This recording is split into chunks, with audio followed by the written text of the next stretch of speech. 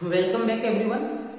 See, in previous video we have understood the position of the object and the respective position of the image.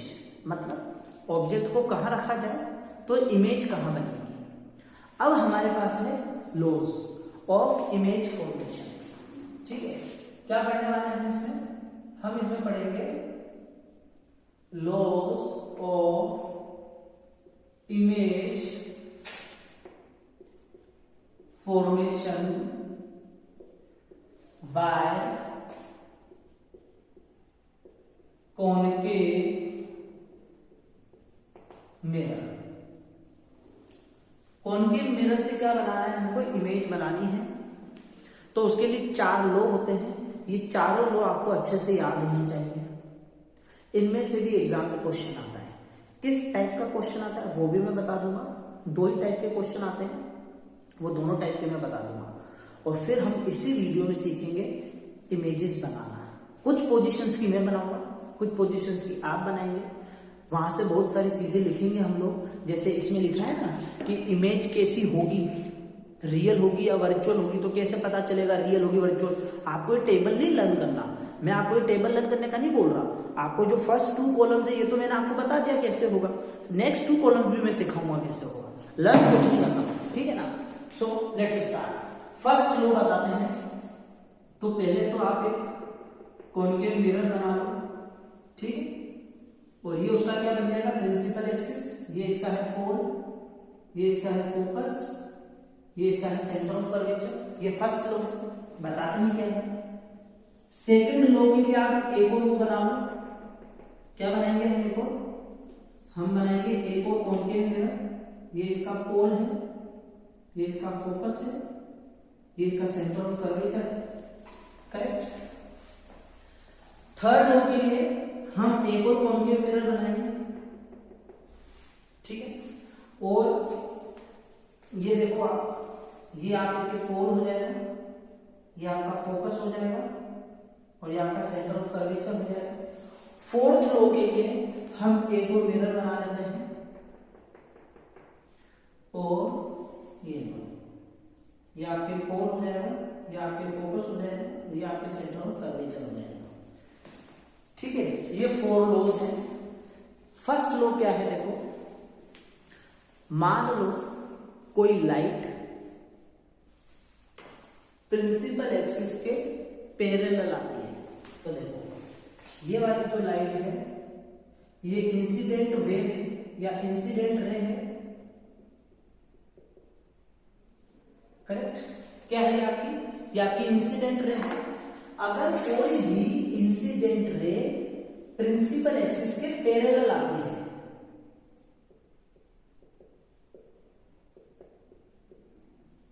अगर कोई भी light रे principal axis के parallel आती है, तो देखो ये इंसिडेंट रे पैरेलल है, तो रिफ्लेक्शन के बाद ये फोकस से पास होगी.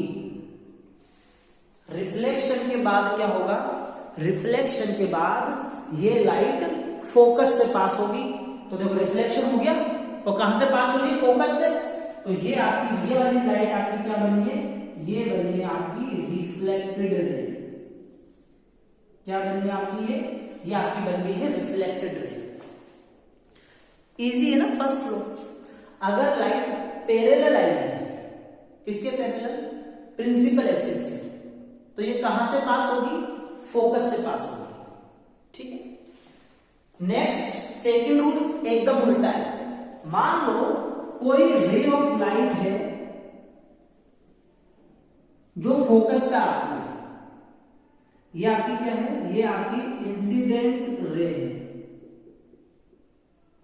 कैसी रे है? Incident ray. और अगर कोई इंसिडेंट रे फोकस से पास होती है, कहां से पास होती है? फोकस से. देखो आप अच्छी तरह वीडियो में, फोकस से पास हो रही है. करेक्ट. तो वो वाली लाइट रे प्रिंसिपल एक्सिस के पैरेलल हो जाती है. देखो एकदम उल्टा है. तो ये आपकी होगी रिफ्लेक्टेड रे. ठीक है. इसको थोड़ा और अच्छे से बनाता हूं मैं. ठीक है, ठीक है। देखो ये आपकी फोकस है, ये आपके सेंटर ऑफ कर्वेचर है, ये आपकी इंसिडेंट रे आ गई। देखो ये इंसिडेंट रे कहां से पास हो रही है? फोकस से। फोकस से पास होने के बाद ये वाली जो इंसिडेंट रे है ये पैरेलल हो जाएगी। किसके पैरेलल हो जाएगी? ये पैरेलल हो जाएगी प्रिंसिपल एक्सिस के। बोलो समझ में आया नहीं आया? फर्स्ट लॉ क्या था? अगर पैरेलल आएगी तो फोकस से पास होती है। सेकंड क्या था? अगर फोकस से पास हो रही है तो पैरेलल हो जाएगी। थर्ड देखो, अगर कोई रे ऑफ लाइट है जो कि पोल पर गिरती है, कहां गिरती है? पोल। पोल मतलब इस पॉइंट पर गिर रही है, ठीक है ना? अगर कोई रे ऑफ लाइट है जो आपके किस पे गिरती है? पोल पर गिरती है, तो उसी एंगल ऑफ इंसिडेंस के साथ वो रिफ्लेक्ट हो जाएगी। मतलब एंगल आई और एंगल आर इक्वल हो जाएंगे और ये हो जाएगी आपकी रिफ्लेक्टेड रे और ये हो जाएगी आपकी इंसिडेंट रे। बोलो ये आया क्या है समझ में? अगर कोई रे ऑफ लाइट कहां गिरती है? पोल पर गिरती है, तो रिफ्लेक्शन के बाद ये जो एंगल आई है और ये जो एंगल आ रहे हैं इक्वल हो जाएगा और ये उसी डायरेक्शन में चली जाएगी। लास्ट रूल, अगर कोई रे ऑफ लाइट आपके सेंटर ऑफ कर्वेचर से पास होती है, कहां से पास होती है? सेंटर ऑफ कर्वेचर से, तो वो लाइट देखो ये ऐसे पास होगी तो ये लाइट रिटर्न आ जाएगी, मतलब ऐसे चलेगी तो वापस ऐसे आ जाएगी। तो देखो आप ये एरो बता रहा है कि ये ऐसे भी है और रिफ्लेक्शन के बाद उसी पाथ पर वापस आ रही है। ये जो चार लॉज हैं, these are known as laws of image formation. ये आपको अच्छे से पता होना चाहिए। एक बार फिर से चारों बता देता हूं। अगर ray of light incident ray अगर पैरेलल है प्रिंसिपल एक्सिस के, तो फोकस से पास होगी। अगर फोकस से पास हो रही है तो पैरेलल हो जाएगी। अगर इंसिडेंट रे पोल पर गिर रही है तो रिफ्लेक्टेड रे सेम एंगल पर रिफ्लेक्ट होगी। अगर incident ray centre of curvature से पास होकर मिरर पर गिरती है, अगर incident ray centre of curvature से पास होकर मिरर पर गिरती है, तो वो इंसिडेंट रे का रिफ्लेक्शन उसी डायरेक्शन में होगा जिस डायरेक्शन से इंसिडेंट रे आई थी। अब एग्जाम में देखो ये चार लॉ का यूज क्या है? तो सबसे बड़ा यूज क्या है? अभी हम सीखेंगे इमेज फॉर्मेशन, कॉनकेव मिरर। तो इस चार कॉनकेव मिरर तो है, तो इन चार में से कोई भी दो रूल लगाएंगे, कोई भी दो रूल लगा के आप इमेज बना सकते हो। तो फर्स्ट यूज क्या हो गया इन लॉज का कि इमेज बनाने के काम में आएंगे, ठीक है ना? और इसीलिए एग्जाम में इन पर से बहुत अच्छे अच्छे क्वेश्चन आते हैं। सबसे पहला क्वेश्चन क्या आता है वो मैं आपको बताता हूं। देखो हमने पढ़ा था लॉज ऑफ रिफ्लेक्शन। क्या पढ़ा था हमने पढ़ा था लॉज ऑफ रिफ्लेक्शन, और उन लॉज ऑफ रिफ्लेक्शन में एक लॉ था कि angle I is equals to angle R. मतलब एंगल ऑफ इंसिडेंस हमेशा एंगल ऑफ रिफ्लेक्शन के इक्वल होता है। यहां है क्या? एंगल ऑफ इंसिडेंस क्या होता है? एंगल ऑफ इंसिडेंस वो वाला एंगल होता है जो इंसिडेंट रे और नॉर्मल रे के बीच में बनता है। तो देखो यहां पर ये इंसिडेंट रे है और ये नॉर्मल रे है, तो इनके बीच में तो एंगल बन ही नहीं रहा। यहां पर देखो ये इंसिडेंट रे है और ये नॉर्मल रे है, तो यहां तो बन रहा है एंगल, करेक्ट? ठीक। यहां पर देखो ये इंसिडेंट रे है, ये नॉर्मल रे है, तो यहां पर तो आपको दिख रहा है एंगल आई और एंगल आर, ठीक है? यहां पर एंगल आई और एंगल आर कहां है? तो ये सारी दिक्कतें हैं। तो हमें क्या करना है? हमें एंगल ऑफ इंसिडेंस और एंगल ऑफ रिफ्लेक्शन मार्क करना है। क्या मार्क करना है? हमें मार्क करना है एंगल ऑफ इंसिडेंस और एंगल ऑफ रिफ्लेक्शन, क्योंकि ये लॉ ऑफ रिफ्लेक्शन है तो चारों में लगेगा ना। तो देखो फर्स्ट डायग्राम में कैसे लगेगा? एक रे पास करो, कहां से पास करोगे? सेंटर ऑफ कर्वेचर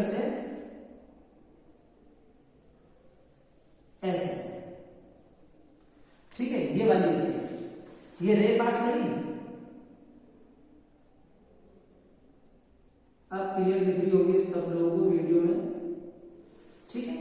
तो ये जो रे पास करी है, अब ये हमारा क्या बनेगा, मेन प्रिंसिपल एक्सिस बनेगा। तो देखो ये आपके इंसिडेंट रे है और ये आपके मेन, देखो वैसे तो प्रिंसिपल एक्सिस ये है, बट आप जब कांच के सामने खड़े होते हो तो क्या वहां पे लिखा होता है कि क्या है प्रिंसिपल एक्सिस? नो, तो ये इमेजिनरी है। तो इसीलिए अभी प्रिंसिपल एक्सिस ये है। प्रिंसिपल एक्सिस क्या होता है? प्रिंसिपल एक्सिस एक लाइन होती है जो सेंटर ऑफ कर्वेचर से पास होकर मिरर पर जाएगी। तो देखो ये वाली जो लाइन है ये सेंटर ऑफ कर्वेचर से पास होकर मिरर पर जा रही है या नहीं जा रही? बिल्कुल जा रही है। तो ये भी हमारा प्रिंसिपल एक्सिस हो सकता है। ऐसे ही ये वाली लाइन भी सेंटर ऑफ कर्वेचर से पास होकर मिरर पर गिर रही है, तो ये भी हमारा प्रिंसिपल एक्सिस है, ठीक है। तो अब देखो, अब अगर ये प्रिंसिपल एक्सिस है तो ये आपका नॉर्मल रे बन गया। इंसिडेंट एंगल क्या होता है? एंगल ऑफ इंसिडेंस क्या होता है? नॉर्मल रे और इंसिडेंट रे के बीच का एंगल। तो देखो ये आपके एंगल आई हो जाएगा और ये आपके एंगल आर हो जाएगा। तो this is angle I and angle are.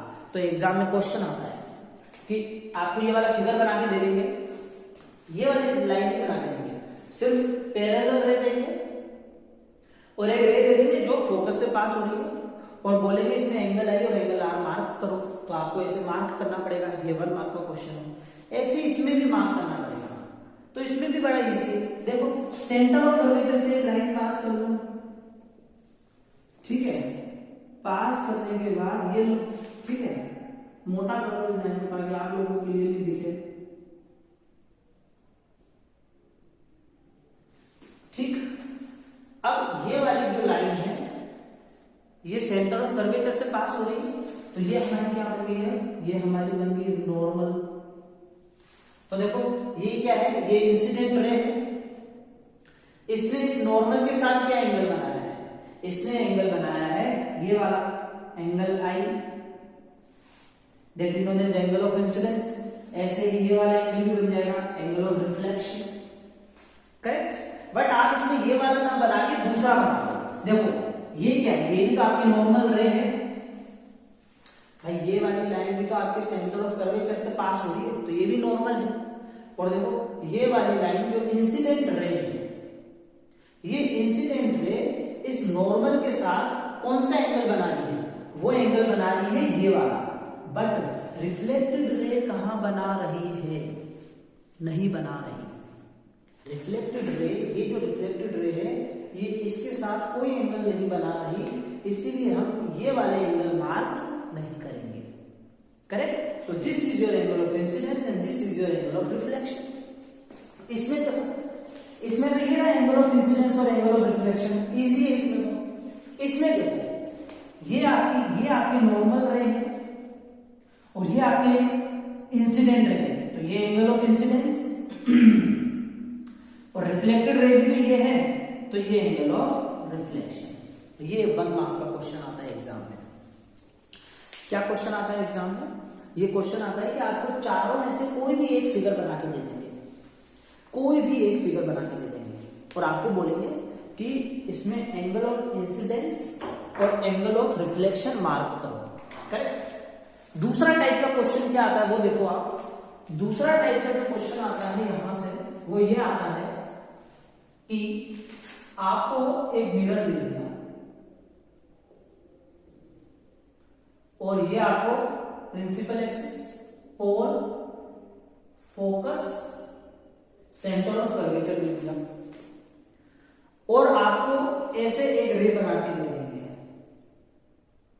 और बोलेंगे कंप्लीट द रे डायग्राम। क्या बोलेंगे आपको बोलेंगे कंप्लीट दिस रे डायग्राम, मतलब इसको पूरा करो। तो आप लोगों को पता होना चाहिए कि अगर कोई रे ऑफ लाइट पैरेलल आती है तो ये कहां से पास होगी? फोकस से। तो आपको सिर्फ क्या करना है, एक लाइन ऐसे बनानी है और लो ये मतलब फोकस से निकालना, ठीक है ना। अभी तो मेरे पास स्केल नहीं है इसलिए ये ऐसे बन रहा है, लो ये फोकस आपका बन गया डायग्राम। 1 मार्क मिल गया। ये 2 मार्क में भी आ सकता है। ऐसा बोल सकते हैं कि डायग्राम कंप्लीट करके एंगल ऑफ इंसिडेंस और एंगल ऑफ रिफ्लेक्शन मालूम करो, तो फिर आप भाई ऐसे करके बना लेना, ठीक है। ये एंगल ऑफ इंसिडेंस, ये एंगल ऑफ रिफ्लेक्शन। तो इस टाइप के क्वेश्चंस आते हैं इस टॉपिक से। तो इस टॉपिक का मैंने किस किस टाइप के क्वेश्चंस आते हैं ये बता दिया, और ये लॉज हैं जो कि इमेज फॉर्मेशन में काम आएंगे। अब इमेज कैसे फॉर्म करेंगे ये मैं आपको नेक्स्ट वीडियो में बताता हूँ, करेक्ट। ये चारों लॉ आपके ध्यान में होना चाहिए। अगर लाइट पैरेलल आ रही है तो फोकस से पास होगी, अगर फोकस से पास हो रही है तो पैरेलल हो जाएगी, अगर पोल पर गिर रही है तो उसी एंगल पर रिफ्लेक्ट होगी, और अगर सेंटर ऑफ कर्वेचर से पास होती है तो अपने पाथ को रिट्रेस करेगी, मतलब सेम पाथ पर पीछे चली जाएगी। Okay, thank you.